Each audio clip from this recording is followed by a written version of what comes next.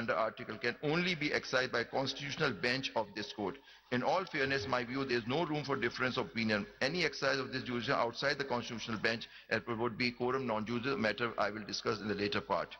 Is there any ambiguity in the plain text of the present article that requires further intervention? It is general principle that courts should avoid an interpretation not envisioned by the framer. It would not limit or restrict the provisions.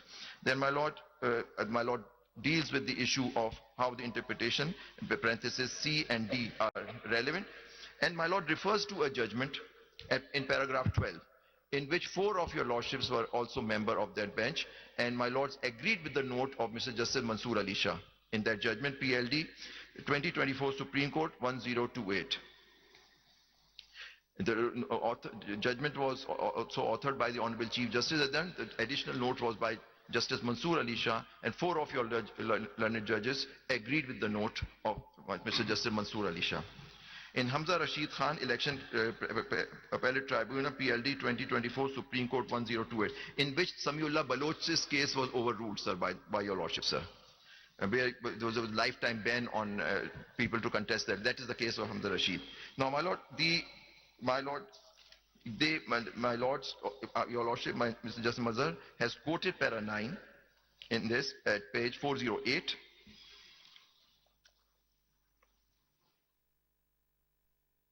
Says 5 other members concurred with the 5 other members of the bench, including relevant portion अगर आपके मतलब का कोई sir इसमें para 14 है sir, तो वो बता दीजिए। ये इंटरप्रिटेशन का आपने डील किया, para 14 the term jurisdiction sir. जी हाँ, ये पैरा 14 सर जी, क्योंकि यहाँ आप डील कर रहे हैं jurisdiction regular bench and constitutional benches जी। ये आपने कोट किया सर इसमें 175, no court shall have any jurisdiction save as or may be conferred on it by constitution or by under any law. Well, the term jurisdiction is in legal parlance refers to the authority conferred upon the courts by law and the constitutional adjudicate matters between parties.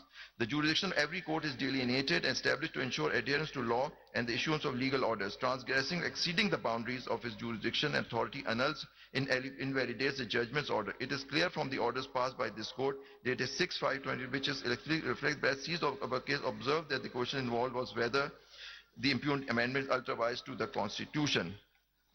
And then, my lord, I will take your lordship, para 15 deals with the judgment, where it says what is the meaning of judicial overreach, and para 16, sir, of the opinion of Mr. Justice Mansoor Ali Shah in Hamza Rashid.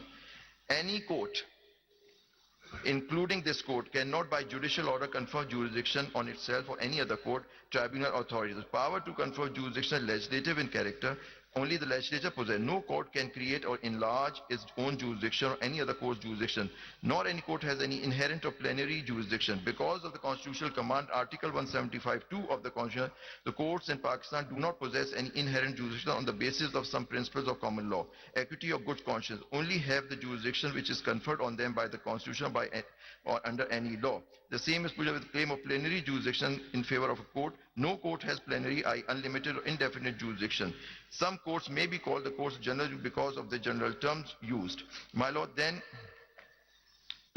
my lord had dealt in para 17 against re-emphasizing the challenge of 26th Amendment is pending before your lordship, sir, and we don't want to wish to say anything to avoid prejudicing such pending cases.